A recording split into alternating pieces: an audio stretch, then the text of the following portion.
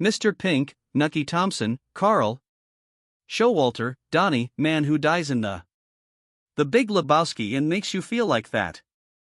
More than you thought. For 4 decades. Steve Buscemi, you've been the one. Recall from every movie without quite to be able to explain why. The sharp intelligence in eyes behind room underestimates. He woke up, worked 12-hour shifts in Ground Zero shifts and kept quiet for 12 years. He was married for 32 years. That most Americans never saw. And after her death he wept alone in his kitchen painting watercolors. Yellow, because the light was finest there. And the color shocked him. He's got finally expressed out loud what he spent a lifetime just living, that Joe Andres' lifetime was the only love of his life, and that how he found her and the narrative of how her lost below is the real tale. All the parts he ever performed. Stephen Vincent Buscemi was born December 13, 1957. In Brooklyn, New York. And the family he had no pretensions of any sort came of about what a man such as him are supposed to want. His father was John, a Korean War veteran who had worked for the city as a garbage man. His mom, Dorothy, was a hostess at Howard's Johnson's. They have 4 sons and strong beliefs regarding what constituted a decent future. When Steve was 10 years old, from East New York the family relocated to a suburb, Valley Stream, Long Island. Quiet enough to subsequently drop him as the most correct setting for a movie about a young man who can't get out. That movie, Trees Lounge, that he wrote, directed, and performed in at the age of 38, was filmed mostly throughout his boyhood village because the place never had left him totally alone. By high school, Buscemi wrestled on the varsity team and performed in the drama club, too. Actions that need several types of discipline that express something collectively regarding the kind of guy he was turning into. He was humorous in the way kids that aren't plainly gorgeous or overtly confident get humorous as a defense mechanism that finally becomes a real gift. But however, performing wasn't something I felt open to a kid from Valley Stream with no road map to anything in the arts. So when he finished in 1975, he did what his father told him. John Buscemi had been very clear. Whichever civil service exam was being. Since Steve was 18 when he turned 18, that was the test he was doing. It was as if it had been the test of a fireman. The FDNY protocol moved slowly, and in the meantime, Buscemi went through that sort of early aimlessness of adult existence. But the experience of a human being knows something is missing and has not yet located it. He was a geezer. Ice cream van, ticket collector. Driver, a theater usher, sat in the dark witnessing others' experience. Things he wanted to do by himself. Then a family friend, an actor who had appearing in Blackboard Jungle, said that's what Buscemi's father thought acting was. Steve wished he need to get him into a real class. There was a small colony.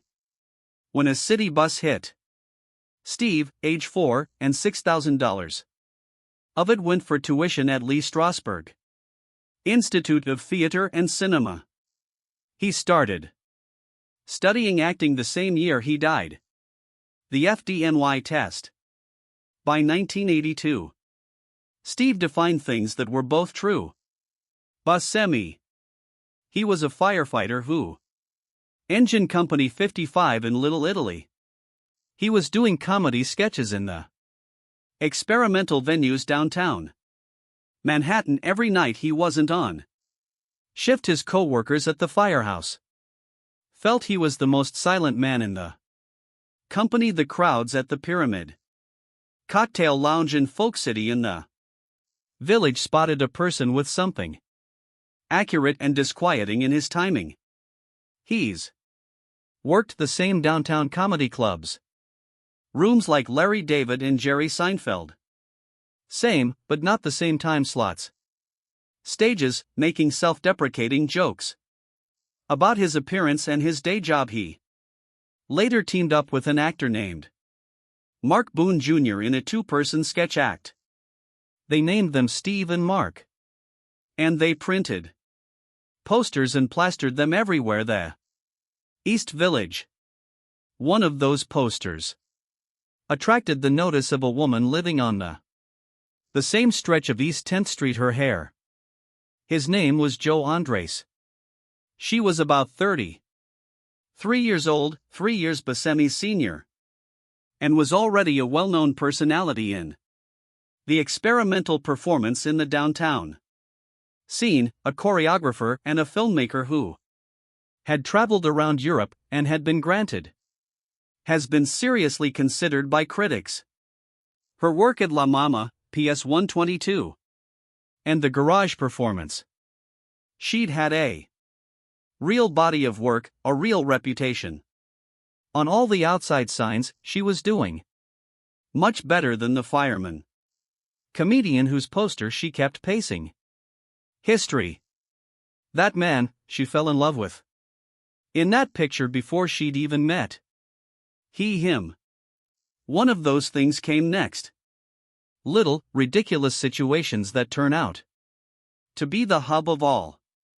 Buscemi had seen her from the other street and was, as he himself said, absolutely fascinated by the way she looked, by what he knew little by little of her labor. He started scheduling his departures from the flat to take his dog out. At the times he figured she would be coming home from work and so on. He would happen to run into her on the pavement. It was clear and little bit ridiculous, and it worked. When she finally arrived at his apartment and has the identical poster on his wall that she had been passing by months, said she. That's you. Buscemi has particularly remembered that occasion. The way you remember the statement that I recall still, he started a chapter. Told GQ, when she went, that's you. They started dating in late 1983. And right from the outset, the dynamic was anything other than it might have been. It was Buscemi who was starstruck, not by fame, cause Joe Andres didn't have that type of fame, but by the quality of her brains and the oddness of her creative instincts. Years later he would say that she just went with her gut in a way he had never witnessed. That she would put pictures into the world without having to explain or justify them or make them meaningfully traditional. She was conjuring feelings, not presenting arguments. For the young actor trained to look for the spending time inside a character logic with Yvonne Rainer was an education in a totally different manner of making stuff. He appeared in some of her dancing chunks. She helped him believe in his instincts and evoked a quality of attention for him that his comedy routine hadn't yet reached. The link between them was not between the famous artist and a fan. It was between two people who understood something about each other that the others of the globe would spend years catching up to. In 1984, Buscemi departed the FDNY, something his colleagues stated just wasn't done. You didn't leave a nice, secure career like that. But, he had gained a real break, or role. In the 1986 film, Parting Glances, one. The first American movies to go into the AIDS crisis in a visceral way, and his. The performance was genuinely praised. When he informed his father acting was going to John Buscemi stayed be the career. Not sure the exact manner of a man who believed in a stable administration, employment.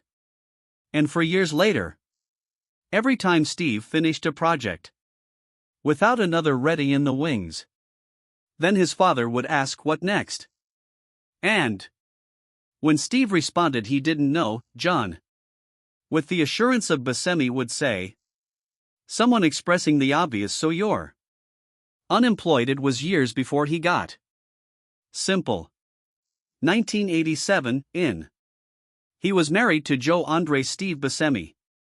For years together, a long time.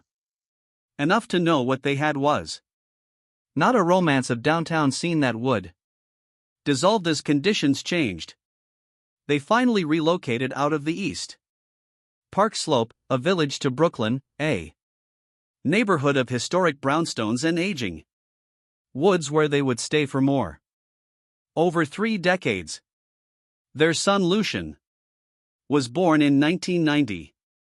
They bought a weekend house upstate, and they created a rule that they would not take more than 3 weeks apart, whatever Buscemi was filming or where. They ruled that statute. Through it all, the late 80s and 90s, early 1990s were a time of steady work in tiny serious movies and the numerous types of supplementary roles. Actors who were passed over because there was no money in them and no fame to be got. The first was Miller's Crossing, 1990. Partnership with Joel and Ethan Coen. They pictured him as a man getting shot in the head on the first reel, the sort of where you perform your best work and your role be gone before the audience has registered your name. And then there was Reservoir Dogs, 1992. Tarantino's debut film was at Sundance. And something changed immediately. And Mr. Pink is uneasy, voluble, amazingly enraged thief who refuses to tip. Drags out the whole film advocating his own case was the engine for the movie. Buscemi played him with the particular quality it would characterize all he did for the following 10 years, the feeling of a sharp and precise intelligence under the eyes of a man who seemed to all men about him like someone you could safely reject. That difference between how the what was seen and what sort of persona, what was genuinely going on inside him, was Buscemi's special instrument. He knew just how it felt to get undervalued by a room, and he utilized each time. In 1994, Tarantino gave him a part in Pulp Fiction as a silence waiter in Buddy Holly costume. Because Tarantino knew that even a Buscemi is a silent charge carrier. He sent him back to Coen's Fargo, 1996, where he portrayed Carl Showalter, a criminal so awful at being a spectacularly crime that his incompetence has its own kind of cockiness. Con Air was released in 1997, and The Big Lebowski in 1998, where Buscemi played Donnie the bowling teammate that was almost talked over, seen, and then suddenly all of a abruptly dies. When Donnie dies, it hurts the way you wouldn't, because you had not noted how much you cared about him till he left. That was Buscemi. Could do in 8 lines of talk. Make you care about the individuals the story had told you not to see. Also in 1996, Joe Andres' film Black Kites had its premiere at Sundance, a documentary on the A Bosnian tells about the siege of Sarajevo. Paintings on woman's diary pages and kite paper when her city was being around her was demolished. It was shown at Berlin, Toronto, London, and the Man Watch Film Festival writes. Buscemi was in it. Their son Lucian appeared in the. It was the sort of project Joe Andres did since it had to be done. To be made regardless of whether it would reach a large audience. Buscemi talked about it with the certain pride of a man who was a true believer. His wife's work was more exciting than himself. Buscemi was in April 2001. Wilmington, North Carolina shooting. When he broke up a bar fight and he stepped in. For his pains he was stuck in the eye, in the jaw, in the arm and the throat. He was healed and got back to work. 7 months later, on the morning of September 12, 2001, he drove down to Little Italy and entered Engine Company 55. He'd had. I haven't been a firefighter for 17 years. His had lost 4 of its men, the old company. The day prior, he donned his clothes and went to work. For several days he dug, working 12-hour shifts through the rubble. Without informing the press, without make a statement. A photographer grabbed him on the fire truck and 12 years later, a post by the Facebook Brotherhood of Fire made the picture disappear. Viral and people responded as they were finding something of Buscemi's that made them understand differently all that he had ever done. What they was finding out was simply that this person had been the whole time. Boardwalk Empire came in 2010, and with it something most people did not previously connected with Stephen Buscemi plays the main, Enoch N. Thompson, the political ruler and the rumrunner of Prohibition-era Atlantic City, was a man of polished manners and real mercilessness. And Buscemi was him. Over 5 seasons in a performance, winning him the Golden Globe for Best Actor in a Drama Series. His father had spent years asking what was next, although his son was formally told out of a job. 2010. That son was the head of the most costly drama on U.S. television. Joe Andres watched him get those such accolades with the mild enjoyment of a woman who had known it all the time. She'd had seen him do stand-up at Folk City when his greatest dream was to obtain a sitcom. She was the one who helped. He trusts his instincts first before anyone. Nobody else had ever told him to. By 2014, when Buscemi took a maid in New York award, paused and called to her specifically. "My wife, Joe," he continued. "You know this business may be a challenge to relationships, then you wait, there are rewards, and I'm really thankful to her. She was my biggest fan and audience and my greatest inspiration." In 2015, ovarian cancer was diagnosed in Joe Andres' cancer. She received chemotherapy. For time there was remission. Then in 2017, the cancer was back. Buscemi's got mentioned virtually little about the last 2 years, and the constraint appears like the correct sort, the kind that shields something common to 2 persons and not to the commons. What he said was, to see her suffer, it was the hardest thing he's ever been through. People who are going through that, it hurts, told GQ. It hurts too. Dying of cancer. There is no method, merely about it. He's also expressed similar things. That has a different weight, that he does genuinely believe that Joe was terrified of, faced death. She was. Among loved ones. She really encountered it, and that what it was long, for her was made up of certain sequence of recognitions, the full succession of, oh, I don't get to do no more. He said he hoped that if it came to of it that he may be as present as she was. She went ahead, he said. Joe Andres passed away on January 6, 2019. At their Brooklyn home. She was 64 years old. Years of age. In the months that followed, Buscemi worked over the sadness of the private way which was always his trademark. He worked on the archive. Joe's art so that she would survive his right. When he had to go overseas for project not long after Mom died, he suffered from being away from home.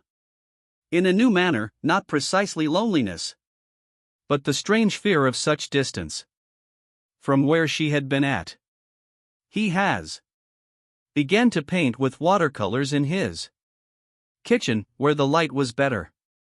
There, he told GQ he had anticipated to go for dark colors and was shocked to be painting in yellow. I like the brightness of it, he said. The house in Park Slope was too big.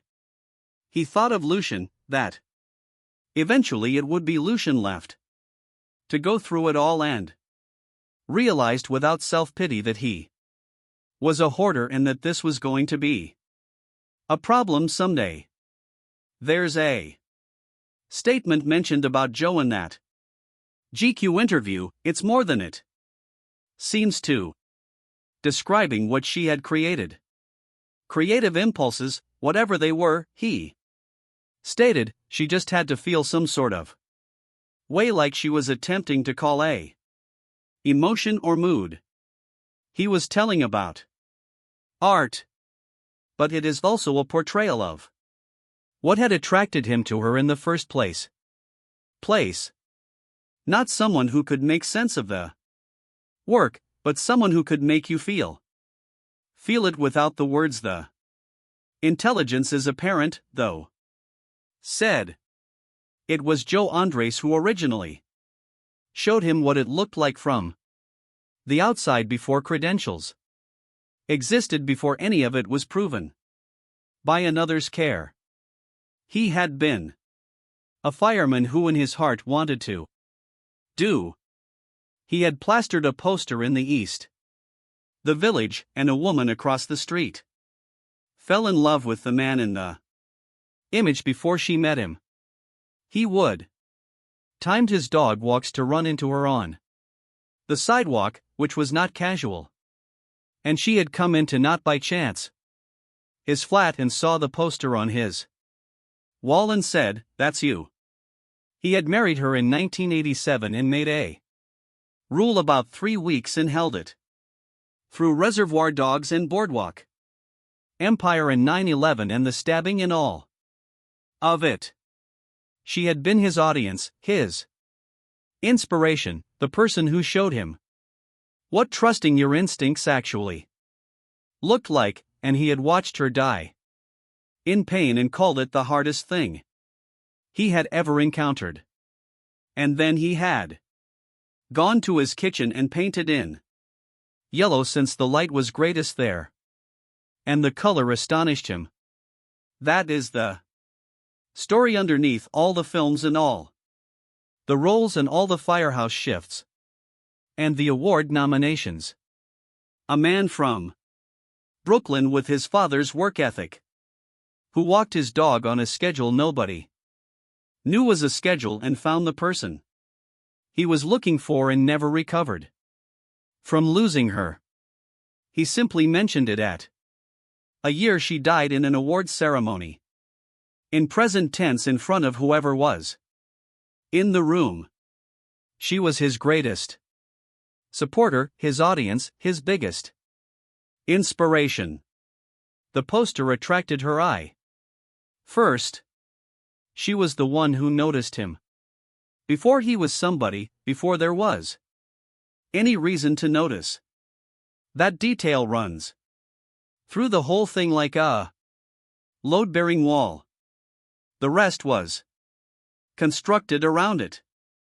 And the question asked, leaving behind actually isn't about Steve Buscemi, 4-1. It is about that it is meaning to be seen so early, that obviously by someone who had no reason so far to view. And what life is like when you spend 36 years striving to be good enough of it.